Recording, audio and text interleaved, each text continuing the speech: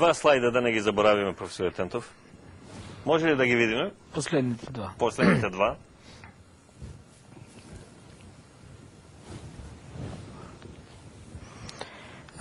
На слайдовите, на првиот слайд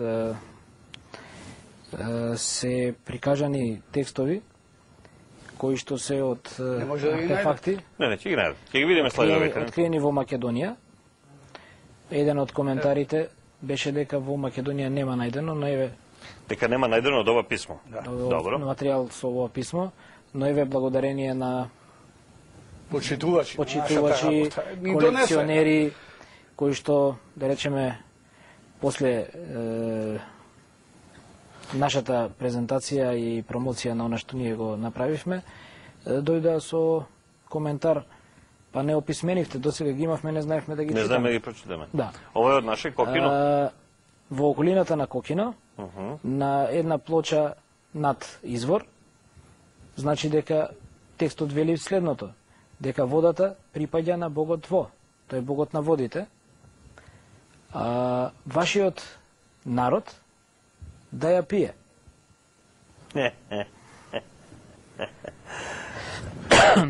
Водата која во припаѓа на Богот на водата, тој ја дава на народот, вашиот народ да си ја пие. На кладенец, на извор. Им ја пушта да пие. Сега, многу јако. Позитивен проблем, јас велам позитивен, затоа што позитивен проблем е следното. И овој наод, и следниот кој што ќе го презентираме. Ова е во Маријово. Во Маријово се е датирани од страна на археолозите дека се стари потекнуваат од 3000-та година пред новата ера. Значи од овде до каменот од Розета имаме 2200 години, од каменот од Розета до овие артефакти имаме 2800 години. Значи од прилика од денес имаме до овие артефакти 5000 години. Толку е постар од каменот од Розета, 2800 години. Па не сме многу стари ние. Али сме ми и тогаш биле писмени. Еве го е. Тогаш сме биле писмени. Да, има еден мој пријател вика на американците државата е стара колку на дедом јамбарот. У село. Што викаш пред 5000 години па сме биле писмени. Еве овде пред во Маријово, ова е само да речеме интересен момент од еден гердан од каменчиња, од црн гранит. На едно од каменчињата е ова напишано. Најдобрата душа. Тоа што значи? Од десно на лево душа. На иои, најголем на небесата, душата најголема на душите, затоа што на иои и на крај множина. На Данаја. Тоа се чита Данаја. На Данаја. А на Гино, потоа имаме еден символ кој што не го откривме на каменот, но кој што го има во хиероглифите.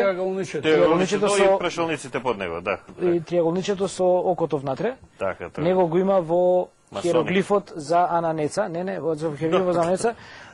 И масоните го превзеле после тоа најверојатно, затоа што се оној кој што се гледа, не потекнуваат од нас. Море копирале од нас тие. Тоа допро треба да се види, но тоа не го тврдиме. Ја оне последните 3 може да ги прочитам, тоа значи Бог. Да. Тоа го имате последните, имате 96 пати на се споменува Бог. 3 пати вертикални црти. А тие 3 вертикални црти ги најдуваме во Русија во 10 век, во нивните артефакти руски. Трите вертикални црти руските научници ги озвучуваат со Бога. А ние велиме Бого, бидејќи кај нас се богомили, не се богамили. И... Добро, тие трите цркви, трите цртки, што значат Бога, има ли врска тоа со во име на Отецот, Синот и Светиот Дух, или тоа е потоа тоа извадено? Бого... Затоа што ете во Хераклеја има еден крстилник кој нема на светот таков, каде што некрстените влегувале по 4 басамака и излагаат по 3. И стануваат крстени, ги крстат.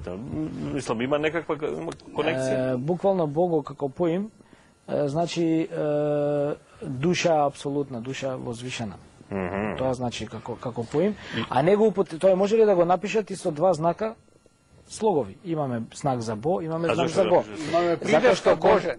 Затоа што кога се пишува Бог, луѓето не смеат да користат знаци кои што ги користат во нивната кореспонденција.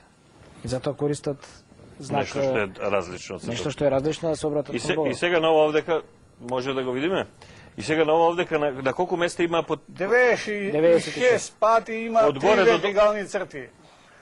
И кои значат... кои значат Бого. Еве овдека, да кажеме овдека, има 3 вертикални црти, така? Да. Бого навео. Еве овдека Кој? повторно има 3. Да. Тоа све значи... Тука се зборува за во кои храмови, на кои богови да се постави овај каменот од розета, што го викаме, тој обелиск.